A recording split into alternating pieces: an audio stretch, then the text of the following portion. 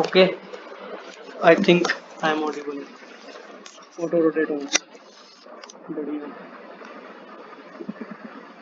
ठीक है, तो लास्ट का ये जो बचा था वो कंप्लीट करवा देते हैं अपन। लॉ ऑफ टोटल प्रोबेबिलिटी पे थे। ठीक है, तो उसमें वो स्टेट करता है पी ऑफ बी, कोई अपना जो बी एक इवेंट है अपने सैम्पल स्पेस का। ठीक है, एफ अपना तुमको पता ही है, वो सैम्पल स्पेस का पावर सेट होता है। ठीक है, तो रुक जा यार ऋतिक।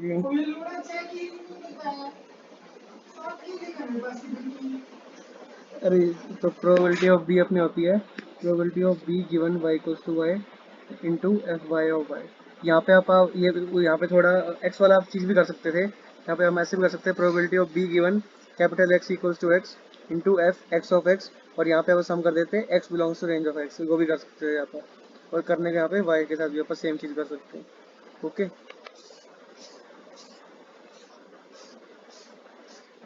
ठीक है, तो ऊपर अपन ने डिस्क्रीट वाला केस देखा था, ये अपना कॉन्टिन्यूस वाला केस होगा। ठीक है, अब अपना एक क्वेश्चन है, let X and Y be two independent and uniform random variables on 0 to 1, find P of X cube plus Y greater than 1। ठीक है, एक और इसमें दो अप्रोच से देखेंगे। एक तो हम ये वाला फॉर्मूला यूज करके देखेंगे, और एक अपन इन जनरल करके देखेंगे। इन जनरल कैसे करेंगे पहले वो देख लेते हैं। तो आपको कुछ गैस है तो आप भाई जी थोड़ा स्टार्ट कर सकते हैं, नोटबुक अपने पास आपका ही फायदा रहेगा। वन नोट कहाँ से आएगा?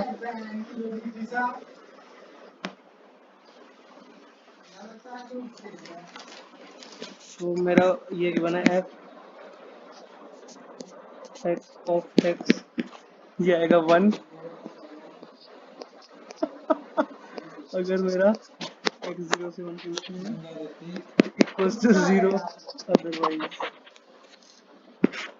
एफ वाई ऑफ वाई ये मेरा होगा 1। अगर मेरा वाई 0 से 1 के बीच में इक्वल्स टू 0, अदरवाइज। आराम से हाथ रख के देखो।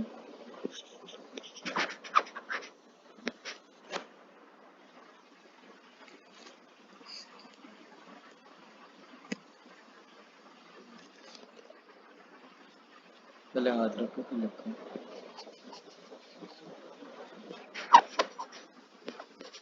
ठीक है, ये समझ आ रहा है। ठीक है, तो एक सेकंड में इस क्वेश्चन लिख लूँ। ऐसा है ना, तो हमको P of X cube plus Y greater than 1 के लिए निकालना है। ठीक है, तो X cube plus Y greater than 1 के लिए पहले मुझे जॉइंट पी एम एफ की नीड होगी, है ना।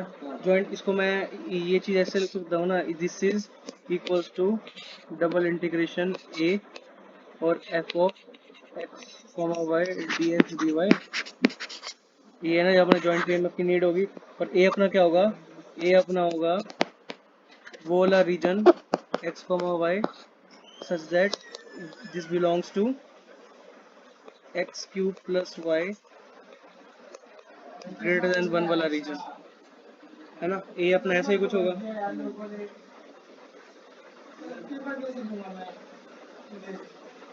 ठीक है, तो अपना ए ऐसा रीजन होगा X comma Y such that X cube plus Y greater than 1। और एफ एक्स अपने को पता है, एफ वाई वाई पता है, तो इन दोनों को मल्टीप्लाई करके अपना जॉइंट पी एम एफ निकाल लेंगे। ठीक है, जॉइंट पी एम एफ अपना निकल गया। जॉइंट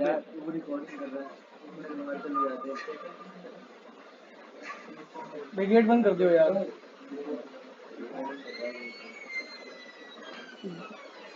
ठीक है, तो अपना जॉइंट पी एम एफ ऐसे अपना आ गया।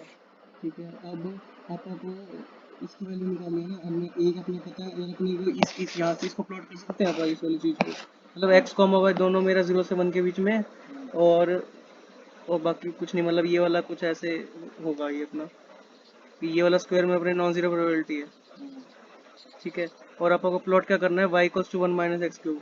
उसके लिए पहले Y equals to X cube करेंगे, उसमें माइनस लगा देंगे, Y equals to minus X cube. उसको एक यूनिट ऊपर शिफ्ट कर देंगे, तो Y equals to 1 minus X cube का आ जाएगा। ठीक है, मतलब Y equals to X cube का अपन ने पहले ग्राफ प्लॉट किया। उसके बाद Y equals to minus x मतलब ये पूरा क्लिक हो गया, और उसमें वन ऐड किए दोनों साइड, तो एक में दोनों साइड नहीं, राइट साइड अगर वन ऐड किया तो अपना ये वाला प्रोग्राम एक मिनट ऊपर शिफ्ट हो जाएगा।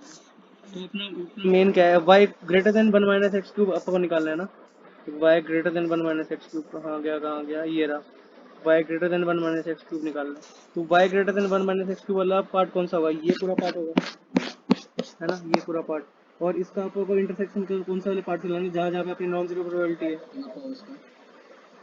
वो बंद हो जाएगी, कोई नहीं, साथ साथ बोलता रहे। नहीं नहीं, अभी सही चल रहा है, कोई दिक्कत नहीं है। हाँ तो अपना जो एरिया ऑफ कंसिडरेशन आएगा वो कौन सा आएगा, खाली ये वाला आएगा, क्योंकि ये ही अपना नॉन जीरो प्रोबेबिलिटी दे रहा है, बाकी सब तो अपना जीरो प्रोबेबिलिटी देंगे, हाँ कि भाई ठीक है ना। तो है। फिर ए रीजन पे अगर आप इसको इंटीग्रेट करेंगे तो ये होगा 1। अब y की लिमिट्स क्या होंगी, y की लिमिट्स के लिए मैं y एक्सिस की पहले लाइन ड्रॉ करूंगा। पैरेलल लाइन करेंगे तो y बिल्कुल। एक्सिस की पहले लाइन ड्रॉ करा तो एक जगह इंटरसेक्ट कहाँ पे हुआ, 1 माइनस एक्स क्यूब पे, और यहाँ पे हुआ 1 पे। 1 पे। तो y की लिमिट हुई 1 माइनस एक्स क्यूब से 1, और x की लिमिट क्या हुई 0 से 1। ठीक है, मतलब क्या देखते हैं आप, जो भी अपना फिगर होता है उसका एक्स एक्सिस की प्रोजेक्शन देखेंगे। जो ये अपना फिगर है ये शेडेड वाला, रेड शेडेड वाला, इसका प्रोजेक्शन ऑन अपना एक्स एक्सिस क्या होगा 0 टू 1। तो एक्स की लिमिट होगी 0 टू 1। इसको अपन ने सिंपली सॉल्व कर लिया तो अपना आंसर आ गया। ठीक है, ये अपनी थी पहली मोस्ट सिंपल अप्रोच। तो सबसे इजी अपना अप्रोच ये है। सेकंड अपनी अप्रोच वो करेंगे, प्रोबेबिलिटी ऑफ बी अपनी होगी X cube plus Y greater than 1 given Y equals to Y into marginal of Y. ठीक है। ओके, तो अब मैंने शायद तुमको ऊपर ये दिखाया था कि जैसे probability of A given B, A given B अपने, मैं इसको डायरेक्टली लिख लेता था प्रोबेबिलिटी ऑफ ए। कैसे कैसे याद है ये, इसको पहले लिखता था दोनों ए डिपेंड होते इंटरसेक्शन बी, हैं। और उसके बाद नीचे प्रोबेबिलिटी ऑफ बी, और प्रोबेबिलिटी ऑफ ए बी ऊपर से अपनी कॉमन आ जाती थी जिसको आप काट देते थे। ठीक है, ये ऊपर, हाँ ये मैं ऊपर करा चुका हूँ, तुमको अगर किसी को रेफर करना हो तो ये मैंने यहाँ पे करके दिखाया था कि मैंने इधर से इसको डायरेक्टली ऐसे करके लिख दिया था। तो पिछली वाले रिकॉर्डिंग में तुमको ये सब मिल जाएगा।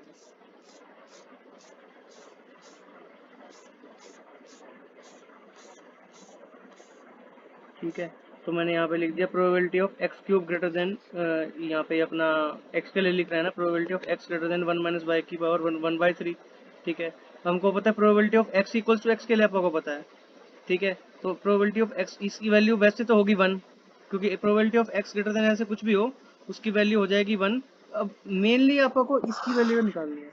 इसकी वैल्यू आप कैसे निकालेंगे, कोई आइडिया है आपको, मतलब इसकी वैल्यू क्या होगी, इसकी वैल्यू होगी integration of probability of X equals to X, कहाँ कहाँ पे, जहाँ जहाँ पे अपना ये चीज़ ट्रू हो रही है, X greater than 1 minus Y को होल इसकी पावर 1/3, है ना। यहाँ से बताओ भाई जी एक बार। यहाँ से आपको ये चीज़ समझ आई कि ये चीज़ को हमने ऐसे लिख दिया, हाँ। और into F Y of Y था, एफ वाई ऑफ वाई गया अपना 1, ठीक है। जहाँ पे मतलब वाई जब मेरा 0 से 1 के बीच में है, पर अदरवाइज 0। ठीक है। ठीक है, तो इसको मैंने 0 से 1 लिख दिया और यहाँ पे 1 आ गया। ठीक है। ओके, अब मेरी जो ये वाली खाली बची क्या चीज़, ये वाली चीज़, साथ में मेरा डी वाई है ना। अब ये वाली चीज़ को मैं अलग से सॉल्व कर रहा हूँ। ये वाली चीज़ मेरी probability of X greater than something है। Probability of X greater than something क्या होगा, probability of X equals to X, और इसका इंटीग्रेशन कहाँ पे, 1 माइनस ये वाली चीज़, इसको मैं अगर एक्स ग्रेटर देन समथिंग ये है इससे लेकर इन्फिनिटी तक, हाँ। है ना। और इससे लेकर इन्फिनिटी तक तो कुछ नहीं होगा, क्योंकि probability X equals to X तो मेरा मैक्सिमम टू मैक्सिमम 1 तक जाएगा, हाँ। उसके बाद तो सारा 1 हो जाएगा, सॉरी 0 हो जाएगा। ठीक है, तो मतलब मेरी जो probability of X equals to X D X करके जो मैं चीज़ लिखूंगा ये, तो मेरी इसकी लिमिट्स होगी 1 माइनस वाई की पावर 1/3 से लेकर 1। ठीक है, ये चीज़ मैंने यहाँ पे लिख दी, ये है 1 D X of this thing to 1, और इसको मैंने कर दिया ब्रैकेट के अंदर एंक्लोज, इसकी वैल्यू कैलकुलेट कर लूंगा मैं। ठीक है, उसके बाद इसको वाई के रिस्पेक्ट में मैं इंटीग्रेट कर दूंगा, तो अपना आंसर आ जाएगा इसको इंटीग्रेट करने का। सेकेंड अप्रोच मैंने पहले ऊपर बताया था कि प्रोबेबिलिटी ऑफ बी को अपन दो तरीके से लिख सकते हैं, या तो वाई की फॉर्म में लिख दें, एक्स की फॉर्म में लिख दें। अब अगर एक्स की फॉर्म में लिखा तो यहाँ पे प्रोबेबिलिटी ऑफ बी आएगा, probability of B given capital X equals to X into marginal of X. ठीक है, मार्जिनल ऑफ एक्स अपना वापस 1 है, किस रीजन में, 0 to 1 वाले रीजन में। ठीक है, यहाँ पे क्या आएगा, y greater than 1 minus x का होल क्यूब। ठीक है, अब probability of y less than, इसको मैं अलग से कैलकुलेट कर लूंगा, y greater than 1 minus X cube है, इसको मैं अलग से कैलकुलेट करूंगा। ये मेरा किसके इक्वल होगा, आप बता सकते हो थोड़ा, ये मेरा होगा probability of y equals to y और वन इसकी माइनस लिमिट एक्स, क्या होगी? One 1 minus minus X cube से 1, पक्का? ओके। बाकी सब में 0। हाँ। हाँ, बाकी सब में 0। तो ये बिल्कुल वैसा ही सिमिलर है। हम्म, तो यहाँ पे मैंने ये सब्स्टिट्यूट करके इसकी वैल्यू आप आराम से निकाल लेंगे। नाइस। ठीक है, इसकी नाइस आराम से निकाल लेंगे। तो एक्स के रिस्पेक्ट में इसको इंटीग्रेट करके हमारी वैल्यू आ जाएगी। ये अपन ने वही इससे कर रखा है जो मतलब ऊपर अपन ने करके देखा था। कुछ ये एक सर ने शायद गलती से पेज ऐड कर दिया होगा यहाँ पे। जो अपन ने ऊपर ये वाला पेज देखा था ना, ये दोबारा। एग्जैक्ट सेम वही पेज है ये, गलती से ऐड हो गया होगा। ठीक है, तो अपना ये 28 लेक्चर खत्म, 29 लेक्चर पे प्रोसीड करते हैं। अपना है नेक्स्ट कंडीशनल एक्सपेक्टेशन। ठीक है, we define conditional expectation denoted by, ये अपना अपने पहले आपको निकालनी है expectation of x given Y equals to Y. तो इसमें अपन निकालने के लिए हमेशा सबसे पहले क्या करेंगे, हम हमेशा X given Y equals to Y का निकाल लेंगे पीएमएफ। लिख के बताओ भाई। हाँ, तो यहाँ पे हम निकाल लेंगे PMF of x given Y equals to Y, मतलब X Y Y of x given Y, ये निकाल लेंगे सबसे पहले। और इसको साथ में मतलब एक्सपेक्टेशन ऑफ एक्स निकाल रहे हैं ना, तो इसको एक्स से मल्टीप्लाई करेंगे। और अगर ये डिस्क्रीट वाला केस है तो इसको सम कर देंगे, X belongs to range of X को। अच्छा, बस तो चेंज ये करना है एक्स गिवन वाई हाँ, से। मतलब पूरा ये वाली सेम लाइन लिख the conditional expectation is same as ordinary expectation except usual PMF is replaced by their conditional counterpart. बढ़िया है ना, मतलब एक्सपेक्टेशन ऑफ एक्स का अपन कैसे लिखते थे, एक्सपेक्टेशन ऑफ एक्स आप ऐसे लिखते थे ना, x into x of X, और इसका अपन समेशन करते थे, ये करते थे। बस यहाँ पे expectation of x given Y equals to Y है, तो उसके लिए अपन क्या करेंगे, यहाँ पे बस उसका कंडीशनल काउंटर पार्ट रख देंगे। उसका कंडीशनल काउंटर पार्ट क्या है ये, ठीक है। ये अपन ने ये देख लिया और ये आपको समझ आ गया भाई मैंने क्या लिखा है। अभी मैंने ये चीज़ बताई है, ठीक है। और ये चीज़ कब कब तभी अपना वैलिड रहेगी जब अपना ये एब्सोल्युटली कन्वर्जेंट होगा। एब्सोल्युटली कन्वर्जेंस वाली अपनी कंडीशन ये लिख दिया अपन, ठीक है। नेक्स्ट अपना एक क्वेश्चन है, let X and Y be independent random variables with geometric distribution. Geometric distribution क्या होता था, एक्स इक्वल्स टू एक्स अपने वो अपना बर्नौली होता है जो आप बोल रहे हो। ज्योमेट्रिक डिस्ट्रीब्यूशन क्या होता था, एक्स इक्वल्स टू के पे निकालना, पी इंटू 1 माइनस पी के माइनस, ये होता था ना। बहुत बढ़िया। आपको निकालना है calculate expectation of Y given X plus Y equals to N. उसके लिए अपन क्या करेंगे, सबसे पहले अंदर वाली चीज़ का पीएमएफ निकाल लेंगे। अगर एक बार अंदर वाली चीज़ का अपने पास पीएमएफ आ गया तो अपन क्या कर देंगे, वाई इंटू दैट थिंग, और उसका समेशन कर देंगे कहाँ से लेकर कहाँ तक, वाई की रेंज पे पूरा, ठीक है। अब यहाँ पे आपको पता है कि एक्स वाई, यहाँ पे एक्स और वाई अपना ज्योमेट्रिक डिस्ट्रीब्यूशन वाले रैंडम वेरिएबल्स हैं, ठीक है। तो अपने एक्स और वाई दोनों की रेंज क्या होगी, नेचुरल नंबर्स, है ना, नेचुरल नंबर्स। और हमको ये दे रखा है कि दोनों नेचुरल नंबर्स है, तो अपना जो एक्स प्लस वाई होगा वो कहाँ से लेकर कहाँ तक वेरी करेगा, वो नेचुरली अपना 2 से स्टार्ट होगा, ठीक है ना। वो नेचुरली अपना 2 से स्टार्ट होगा। तो अब देखने वाली बात ये है, जो x plus Y equals to, अगर अपन को n दे रखा है, आपको ये दे रखा है ना कि ये अब एक्सपेक्टेशन ऑफ y निकालना है गिवन दिस थिंग। तो अगर x plus Y equals to n हुआ तो मेरी y की वैल्यू कहाँ से लेकर कहाँ तक वेरी कर सकती है, मतलब एट मैक्स। या तो मेरी ऐसा हो सकता है ना कि y की वैल्यू 1 से स्टार्ट हुए और n माइनस 1 तक जा सकती है एट मैक्स, है ना। एट एन तक तो जा नहीं सकती। अगर वो एन हो गया तो एक्स की वैल्यू 0 नहीं बढ़ेगी, जो तो हो नहीं सकता, क्योंकि एक्स और वाई दोनों मेरे नेचुरल नंबर्स को बिलोंग कर रहे हैं। तो इसका मतलब वाई जो मैं अपनी है वो 1 से लेकर n माइनस 1 तक की वैल्यू अटेन कर सकता है। और अगर मेरे वाई ने n से ऊपर वैल्यू अगर अटेन करने लग गया तो अपना क्या होगा, प्रोबेबिलिटी 0 हो जाएगी, कुछ एग्जिस्ट ही नहीं करेगा अपना तब, ओके। तो वही चीज लिखे, probability of y equals to y given z equals to n equals to 0 if y equals to something greater than n minus 1, okay. तो अगर मेरा y हुआ जिस थिंग में तो अपना सब कुछ वैलिड रहेगा। और probability of y equals to y given z equals to n अपना किसके बराबर हो जाएगा, probability of y equals to y intersection z equals to n और divided by probability of z equals to n। Okay, और ऊपर अपन ने क्या करा है, z को मतलब y को कुछ ऐसे फिक्स ले रखा, y इक्वल्स टू वाई, तो यहाँ पे आपा x plus Y equals to n होगा ना, z की जगह मैंने रिप्लेस किया, तो यहाँ पे क्या लिख दूंगा मैं इसको, x equals to n minus y, क्योंकि यहाँ पे मैंने y इक्वल्स टू वाई से कुछ फिक्स कर रखा है। ठीक है, तो इसको लिख दूंगा x equals to n minus y, और ऊपर मेरा क्या बनेगा, probability of y equals to y comma x equals to n minus y. बढ़िया। अब यहाँ पे ये क्योंकि x और y अपना इंडिपेंडेंट है, तो इस ऊपर वाली थिंग को मैं क्या लिख लूंगा, probability of y equals to Y into probability of x equals to n minus y, पक्का ना? हाँ, और नीचे वाली चीज अपना ऐसा कुछ है नहीं, यहाँ पे कुछ y वगैरह ऐसा कुछ फिक्स है नहीं, तो मतलब दोनों चीज अपनी वेरिएबल रहेगी, दोनों चीज वेरिएबल रहेगी, तो x प्लस वाई एन कब हो सकता है, जब x की वैल्यू तो कुछ हो जाए k और y की वैल्यू हो जाए एन माइनस के। ठीक है, तो ये मैंने यूनियन की फॉर्म में लिख लिया कि ये मेरा होगा k equals to n minus one union, कब कब, जब जब मेरा x की वैल्यू है k और y की वैल्यू एन माइनस के। ये दोनों चीज मेरे को उसमें लिखनी है, क्योंकि ये दोनों चीज यहाँ पे x भी वेरिएबल है, y भी वेरिएबल है, और ऊपर अपना y equals to y fix था। ओके, अब ऊपर वाली चीज में अपना आ गया probability of y equals to y comma x equals to n minus one, इसको मैंने इंडिपेंडेंट था तो ऐसे करके लिख लिया। ठीक है, और नीचे वाले में अपने को पता है यूनियन, और यूनियन के ऊपर समेशन बना सकते हैं। इसमें हम कैंसिल कर सकते थे, वो क्यों नहीं किया? क्या चीज?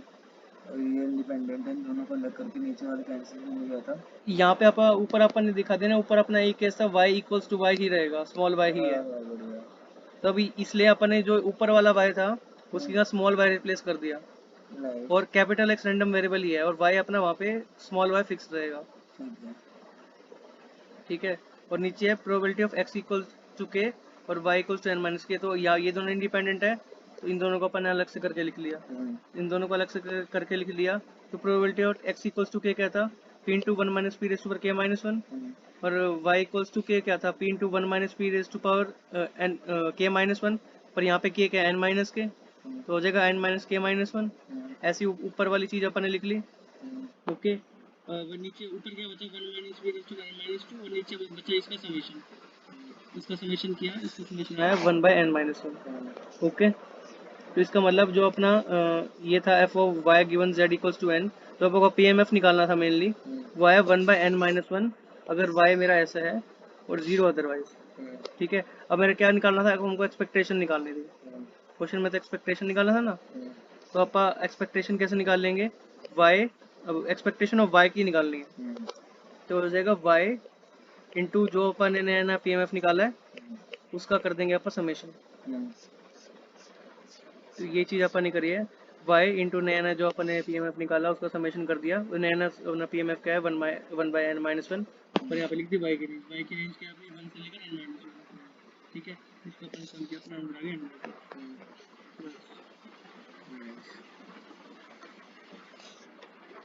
कि ऊपर अपन ने डिस्क्रीट वाला केस देखा था, ये सेम अपना कंटिन्यूस वाला केस है। Expectation of x given y equals to y आप लिख सकते हैं x इंटू ये इसमें तो कोई समस्या नहीं होगी, क्योंकि ये मतलब ऊपर अपना डिस्क्रीट था, ये अपना पूरा कंटिन्यूस वाला है। ठीक है, ये एक नई चीज है अब कि अगर अपने को अपने कंडीशनल इवेंट दे रखा है, कंडीशनल वो दे रखी है अपने को एक्सपेक्टेशन, ये कंडीशनल एक्सपेक्टेशन है ना, तो अगर अपना कंडीशनल एक्सपेक्टेशन दे रखे है उससे अपन नॉर्मल एक्सपेक्टेशन निकाल सकते हैं। सेम है, रिलेटेबल। हाँ, तो एक्सपेक्टेशन ऑफ y अगर मेरे को निकालनी है वो बराबर होगी expectation of y given x equals to x into x का मार्जिनल। ठीक है, तो ये अपना वो वाला केस था, डिस्क्रीट वाला केस था, ये सेम आप कॉन्टिन्यूस वाला केस के लिए कर सकते हैं। ठीक है, इसका एक प्रूफ है अपना, वो अपन डिस्कस कर लेते हैं, बड़ा अच्छा प्रूफ है।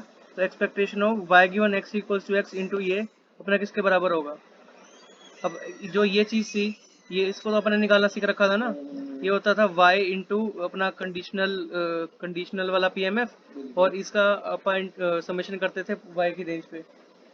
ठीक है, अब अपन ने क्या किया, ये चीज तो ऐसी कैसे रखी, और इसको x के साथ भेजे, अब ये और ये चीज तो अपनी y से इंडिपेंडेंट है ना, इसको अपन ने भेज दिया यहाँ पे, इसको अपन यहाँ पे भेज दिया, तो अपना ये बना f of y given x into y given x into x. अब ये किस चीज के बराबर है अपना, अपन ने देखा था ये अपना फॉर्मूला था f of x comma y का, याद है ना ये फॉर्मूला?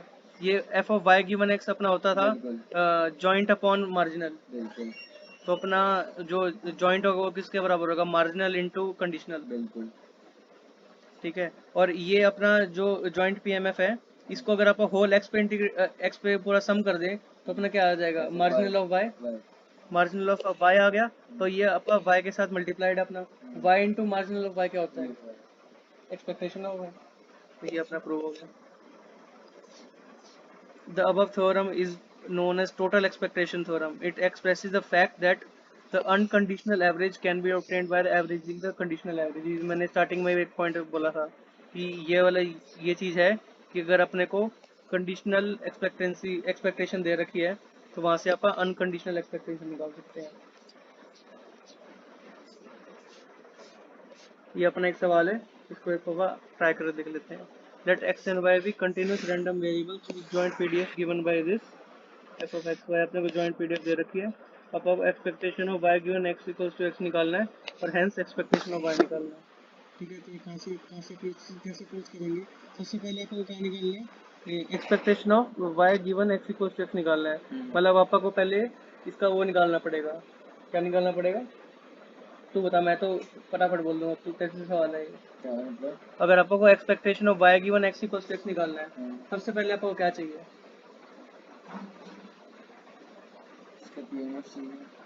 कंडीशनल पीएमएफ है ना?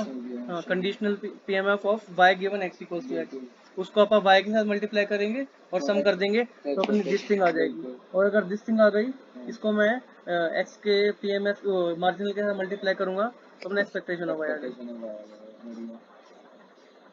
तो in order to calculate this we need to find f Y of x, ये मैंने बोला था, which is defined by this.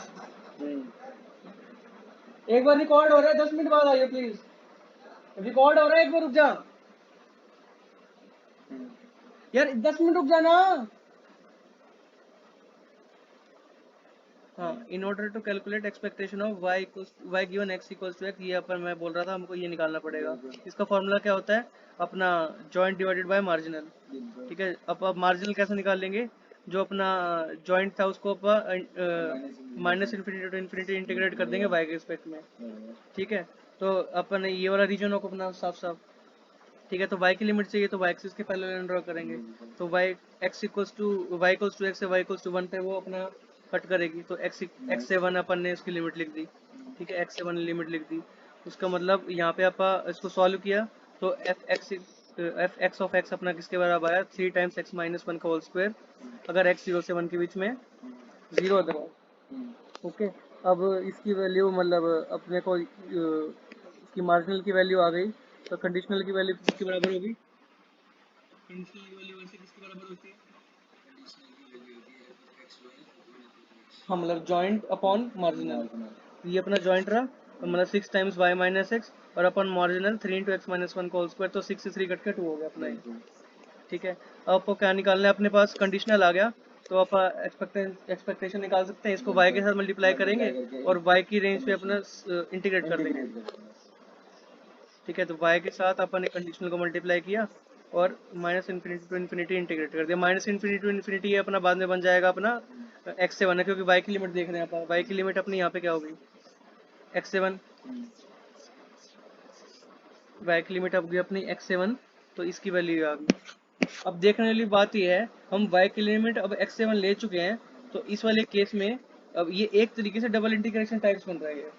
एक बार अगर तो इसकी जगह ऊपर वाला वो पुट कर देता, ये वाली चीज expectation of y given x, तो ये भी एक इंटीग्रेशन बन रहा था। तो एक डबल इंटीग्रेशन टाइप्स बन रहा है, यहाँ पे y के रिस्पेक्ट में हो रहा है और बाद में x के रिस्पेक्ट में हो रहा है। तो बाद में जो डायरेक्ट x के रिस्पेक्ट में हो रहा है उसको मैं डायरेक्ट लिख दूँ, वो होगी 0 से 1, क्योंकि यहाँ पे लिख चुका हूँ मैं x से 1। यहाँ पे मैं y की लिमिट x से 1 लिख चुका था, तो यहाँ पे डायरेक्ट मैं x की लिमिट बोल दूंगा 0 से 1 होगी। यहाँ पे x की लिमिट 0 से 1 है ना, क्योंकि डबल इंटीग्रेशन टाइप से तभी लिख रहे हैं, वरना फिर दिमाग में ऐसे सवाल आ सकते हैं कि यहाँ पे तो अपन ऐसे कर दिया, तो यहाँ पे भी x की लिमिट लेने के लिए अपन को x एक्सिस के पहले लाइन ड्रॉ करनी चाहिए थी, पर वैसे करेंगे नहीं क्योंकि ये डबल समेशन टाइप्स बन रहा है। तो फ्यूचर में भी ऐसे याद रखना है, कहीं भी ऐसे ये चीज़ एनकाउंटर हुआ एक्सपेक्टेशन ऑफ y, तो यहाँ पे आपको डायरेक्ट x की लिमिट पुट करनी है, कहाँ से कहाँ x अपना वेरी कर रहा है। ठीक है, इसका एक रीजन और भी हो सकता है कि एफ एक्स जो अपना ये है, इसकी वैल्यू ये 0 से 1 के बीच में ही है ओनली, है ना, यही बात सही है। यही बात सही है। तो इसकी वैल्यू है दिस, जब मेरा एक्स है 0 से 1 के बीच में, और ये ऐसा कैसे मैंने पुट कर दिया और अपना ठीक है। ऊपर अपन ने देखा था expectation of x given Y equals to y, ठीक है। यहाँ पे अब एक्स की जगह कुछ अपना फंक्शन आ गया, जी का फंक्शन मतलब एक्स का फंक्शन आ गया, तो वो अपन कोरस्पॉन्डिंगली हैंडल कर देंगे, एक्स की जगह जी एक्स आ जाएगा, कोई बड़ी बात नहीं है इसमें,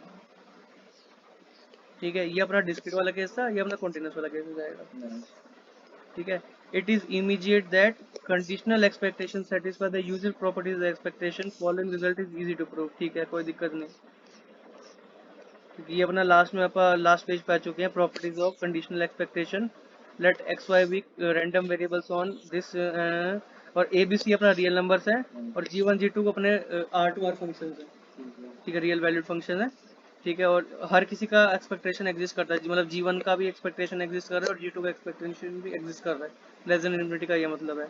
तो expectation of a g one x plus b g two x plus c given Y equals to y, ये अपना हो जाएगा ए टाइम्स ए बाहर आ गया, मतलब लीनियरिटी वाली अपनी प्रॉपर्टी है ये होगा A times expectation of this thing plus B times expectation of G two X given Y equals to Y plus C, ठीक है। ये उससे तुम एक्सपेक्टेशन की प्रॉपर्टी से इसको रिलेट कर सकते हो, कि मैंने अपने लेक्चर्स में पहले ये बताया था, जैसे जैसे हम ये कंडीशनल वाली सारी चीजें देखते हैं, इस ये सब हमको वन वेरिएबल वाली चीज की याद दिलाती है, हाँ बिल्कुल, ठीक है। तो वन वेरिएबल वाले में भी ऐसा होता था ना कि expectation of ji one x ऐसे, मतलब आप ये बिल्कुल लीनियर वाली प्रॉपर्टी ऐसी सेटिस्फाई करते थे कि प्लस सी खाली बार आता था, सी टाइम्स हाँ। कुछ आता था, वो वन हो जाता था, बिल्कुल, ठीक है। अगर G one X greater than G two X होगा, तो आप बोल सकते हैं expectation of ji one X given Y equals to Y, अपना दोनों साइड एक्सपेक्टेशन लगा दी, बस ये अपनी सिंपल सी बात है, कोई में खास बात नहीं, ठीक है। और अगर अपना z कोई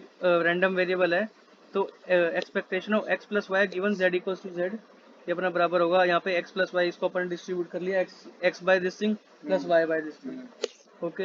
और अगर if x and y are independent, अगर x और y इंडिपेंडेंट हो गए, तो ये देख ये थोड़ी अच्छी फील वाली चीज है, expectation of x given y equals to y, अगर x और y इंडिपेंडेंट हो गया, तो एक्सपेक्टेशन ऑफ x गिवन कुछ भी, एक्सपेक्टेशन x ही होगा, उसको y से क्या फर्क पड़ता है, क्या फर्क पड़ता है? तो इससे इसलिए सीधा सीधा बोल सकते हैं expectation of x given anything, मतलब एनीथिंग क्या, वही वाला वेरिएबल जो इससे ज्यादा इंडिपेंडेंट है, x गिवन y, ये होगा अपना expectation of x, similarly for, बढ़िया, ओके। हाँ। कोई डाउट है तो बोल लो, इनको भी थोड़ा हो जाएगा।